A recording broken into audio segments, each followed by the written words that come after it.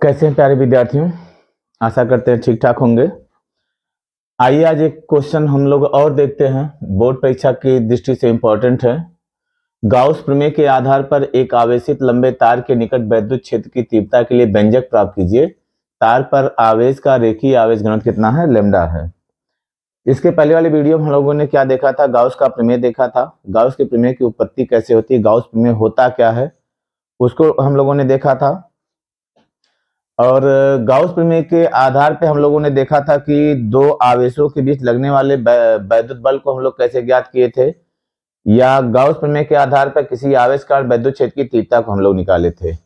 आज यहाँ हम लोग देखते हैं गाउस प्रमेय के आधार पर एक आवेशित लंबे तार के निकट वैद्युत क्षेत्र की तीव्रता के लिए व्यंजक प्राप्त कीजिए। तार पर आवेश का रेखीय आवेश घनत्व कितना है? लैम्डा है।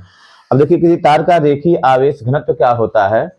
किसी तार के एकांक लंबाई पर उपस्थित जो आवेश की मात्रा होती है, किसी तार के एकांक लंबाई पर उपस्थित आवेश की मात्रा को हम लोग रेखीय आवेश घनत्व कहते हैं।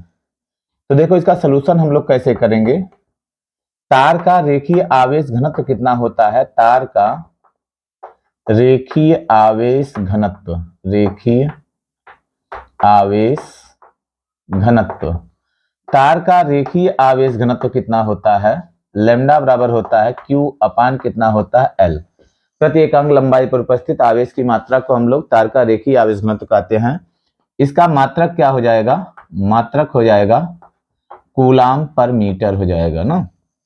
अब देखिए, हम लोग क्या करते हैं, एक तार लेते हैं, लंबा तार लेते हैं। इस तार के कारण हमको क्या करना है? वैद्युत क्षेत्र की तीव्रता ज्ञात करना है। इस तार को धनावेश दिया गया ना, धनावेश दिया गया है। जो धनावेश इस तार के पूरे पृष्ठ पर एक समान रूप से क्या हो गया? वितरित हो गया है। इस तार से r दूरी पर कोई बिंदु मान लीजिए P है। P पे हमको क्या करना? वैद्युत क्षेत्र की तीव्रता ज्ञात करना है। जब P पे वैद्युत क्षेत्र की तीव्रता ज्ञात करना है, सबसे पहले हम लोग क्या करेंगे, जब गाउस प्रमेय को यूज करना है, हम लोग P से गुजरता हुआ L लंबाई का एक गाउसियन पृष्ठ खींचेंगे। जो गाउसियन पृष्ठ यहाँ बनेगा, कैसा बनेगा? बेलनाकार बनेगा ना, बेलनाकार गाउसियन पृष्ठ। इसके चारों तरफ हम लोग क्या करेंगे? खींच देंगे। तो बेलनाकार गाउसियन पृष्ठ यहाँ पे हम लोग क्या करते हैं? खींचते हैं। ये बेलनाकार गाउसियन पृष्ठ खींच दिए। देखिए, इस तरह से हो जाएगा, ये बेलनाकार गाउसियन पृष्ठ हो जाएगा। इस तार के चारों तरफ हम लोग बेलनाकार गाउसियन पृष्ठ खींच दिए। अब इसमें क्या करना है? हमको वैद्युत फ्लक्स देखना है। तो वैद्युत फ्लक्स पहले यहां से इस पृष्ठ से होकर गुजरने वाला वैद्युत फ्लक्स निकाल लेंगे। उसके आधार पे हम लोग क्या करेंगे, मान लीजिए इसकी लंबाई कितनी है? L है ना। जो छड़ है, छड़ की क्या नाम होता है, जो बेलन है, बेलन की लंबाई कितनी है? L है। यहां पे हम लोग क्या करेंगे, एक क्षेत्रफल अवयव dA ले लेंगे। क्षेत्रफल अवयव dA ले लिया। इस प्लस के कारण जो वैद्युत क्षेत्र होगा बाहर की तरफ होगा, E हो जाएगा, वैद्युत क्षेत्र E हो जाएगा। यहाँ पे जो क्षेत्रफल सदिश हो जाएगा, क्षेत्रफल सदिश कितना हो जाएगा? क्षेत्रफल सदिश dA हो जाएगा। यहाँ पे क्या किया हम लोग? छोटा क्षेत्रफल लिए हैं, तो क्षेत्रफल सदिश कितना हो जाएगा? dA आपका होगा। एक पृष्ठ ये बनता है, एक पृष्ठ क्या हो जाएगा? इसका ऊपर नीचे भी पृष्ठ बनेगा। तो यहाँ पे भी हम लोग छोटा सा पृष्ठ ले लेते हैं, यहाँ पे लेंगे। यहाँ पे देखिए, जो dA आपका होगा, dA क्या हो जाएगा? ऊपर की तरफ होगा। और जो वैद्युत क्षेत्र है, वैद्युत क्षेत्र इधर को होगा, वैद्युत क्षेत्र। और क्षेत्रफल सदिश वहां पे क्या हो जाएंगे? लंबवत हो जाएंगे एक दूसरे के। जब वैद्युत क्षेत्र और क्षेत्रफल सदिश एक दूसरे के लंबवत हैं, तो वहां से गुजरने वाला वैद्युत फ्लक्स कितना हो जाएगा? शून्य। क्योंकि फाई बराबर होता है EDA cos theta, EDA cos theta होता है, EA cos थीटा होता है। तो थीटा का मान यहाँ क्या हो जाएगा? 90 डिग्री हो जाएगा। E और DA के बीच का कोण कितना हो जाएगा? 90 डिग्री। यहाँ से कोई वैद्युत फ्लक्स नहीं गुजरेगा, न तो यहाँ से गुजरेगा, न तो इस पृष्ठ से होकर गुजरेगा। तो फिलहाल हम लोग क्या करेंगे, इसको देखेंगे, फिगर को देखेंगे। उसके बाद फिगर के बारे में 2-4 लाइन यहाँ पे हम लोग लिखेंगे। फिर क्या करेंगे, फिगर के बारे में 2-4 लाइन लिखने के बाद हम लोग क्या करेंगे, जो गाउसियन पृष्ठ है, P से गुजरने वाला गाउसियन बेलनाकार गाउसियन पृष्ठ खींचा गया है, कहां से? P से।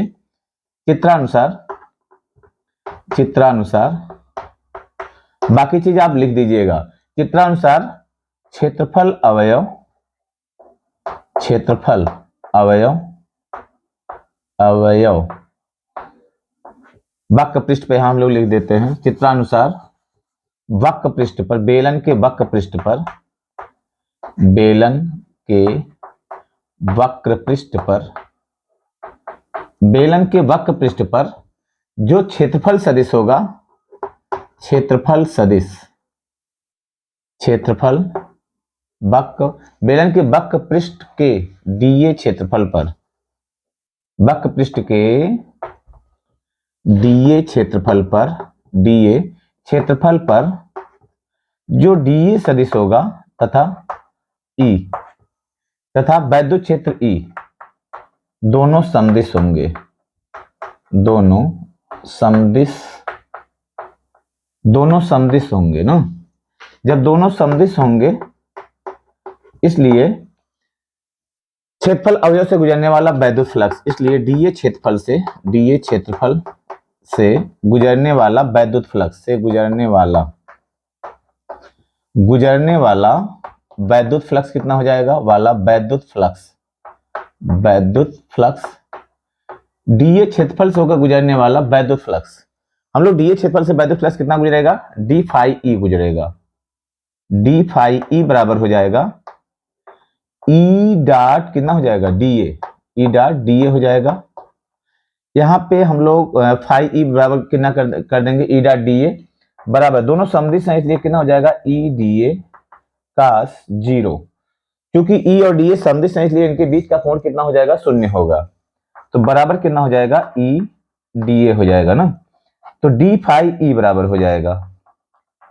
तो पूरे और क्या हो जाएगा, इसलिए पूरे हम लोग वक्र पृष्ठ से होकर गुजरने वाला वैद्युत फ्लक्स निकाल देते हैं। इसलिए पूरे वक्र पृष्ठ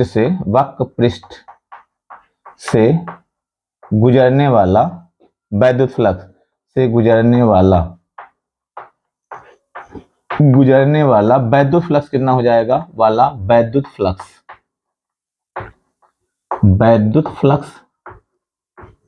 पूरे वक्र पृष्ठ से होकर गुजरने वाला, पूरे गॉसियन पृष्ठ से होकर गुजरने वाला वैद्युत फ्लक्स कितना हो जाएगा, फाई ई बराबर हो जाएगा क्लोज सरफेस इंटीग्रेशन ऑफ कितना हो जाएगा, डी फाई ई हो जाएगा। तो वैल्यूज हम लोग क्या करते हैं, रख देते हैं। इसलिए फाई ई बराबर हो जाएगा, फाई ई बराबर कितना हो जाएगा, फाई ई बराबर डी फाई का मान रख देते, ई डी ए हो जाएगा। तो जाएगा इंटीग्रेशन ऑफ ई डीए हो जाएगा। हमको वैद्युत क्षेत्र का मान निकालना, वैद्युत क्षेत्र को बाहर करेंगे और जो डीए का इंटीग्रेशन हो जाएगा ये कितना हो जाएगा, ए हो जाएगा। तो बराबर इसका वक्र पृष्ठ हो जाएगा बेलन का वक्र पृष्ठ। तो बेलन का वक्र पृष्ठ कितना होता है, 2 पाई आर एल होता है, 2 पाई आर एल होता है। तो फाई ई बराबर हो जाएगा 2 पाई आर एल। गाउस यहाँ पे एक चीज और देख लेंगे हम लोग, फाई ई बराबर, ये तो वक्र पृष्ठ को गुजरने वाला समतल पृष्ठ पर, चूंकि समतल पृष्ठ पर, बेलन के समतल पृष्ठ पर, चूंकि बेलन के समतल पृष्ठ पर,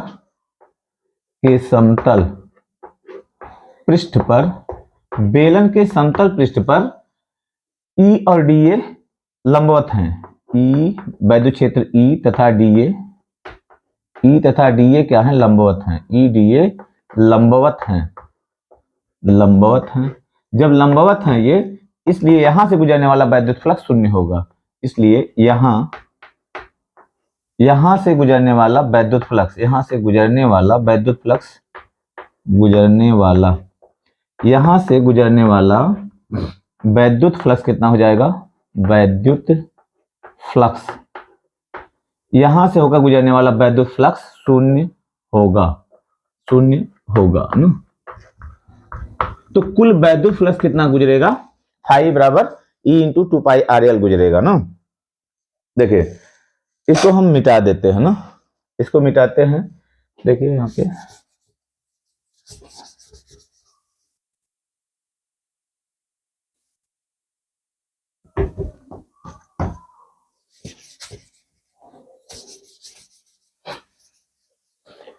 देखिए कितना हो जाएगा, जब 0 हो जाएगा, इसलिए कुल वैद्युत फ्लक्स फाई ई होगा। देखिए इसलिए कुल वैद्युत फ्लक्स आपका फाई ई होगा। इसलिए कुल वैद्युत फ्लक्स, या गाउस प्रमेय लगा दो, गाउस प्रमेय से, इसलिए गाउस प्रमेय से हो जाएगा, गाउस प्रमेय से, गाउस प्रमेय से, गाउस प्रमेय क्या बताता है, फाई ई बराबर होता है क्यू अपान कितना होता है, एप्सिलॉन नॉट। हम लोग इस पे क्या कितना आवेश लिए हैं, प्लस क्यू का आवेश लिए हैं, तार पे प्लस क्यू का आवेश लिए हैं। तो समीकरण 1 से आपका कितना बनेगा, इसलिए समीकरण 1 से हो जाएगा, समीकरण 1 से, सही करो इसको, समीकरण 1 से, समीकरण 1 से हो जाएगा क्यू अपान एप्सिलॉन नॉट होगा। तो देखो इसमें हम लोग क्या कर सकते हैं, क्यू अपान जब एप्सिलॉन नॉट हो जाएगा तो हम लोग फाई ई का वैल्यू वहां से लाके रख देंगे, इसलिए ई इंटू 2 पाई आर एल बराबर हो जाएगा, ई इंटू 2 पाई आर एल बराबर हो जाएगा क्यू अपान एप्सिलॉन नॉट। इसलिए ई बराबर आपका हो जाएगा, ई बराबर हो जाएगा 1/2 पाई आर, 2 पाई आर और एल इंटू क्यू अपान कितना हो जाएगा, अब क्यू का मान हम लोग क्या रख देंगे, क्यू बराबर हो जाएगा एल लैम्डा हो जाएगा, एल लैम्डा बटे कितना हो जाएगा, एप्सिलॉन नॉट हो जाएगा, एल से एल क्या हो जाएगा, कट जाएगा। और यहाँ पे क्या करेंगे हम लोग, 2 से ऊपर नीचे मल्टीप्लाई कर देते हैं, इसको स्टैंडर्ड फॉर्म में हम लोग ले आते हैं, बराबर 1 अपान 2 दूनी 4 हो जाएगा, 4 पाई एप्सिलॉन नॉट को यह पहले कर दिया, यहाँ हो जाएगा इंटू 2 लैम्डा अपान कितना हो जाएगा, आर। ये आपका क्या बन जाएगा, वैद्युत क्षेत्र की तीव्रता का सूत्र निकल जाएगा ना। तो किसी चालक तार के कारण वैद्युत क्षेत्र की तीव्रता का सूत्र हम लोग इस तरह से क्या करेंगे, निकाल लेंगे। आशा करते हैं चीजें आपको समझ में आई होंगी। मिलते हैं फिर नेक्स्ट वीडियो में। जय हिंद, जय भारत।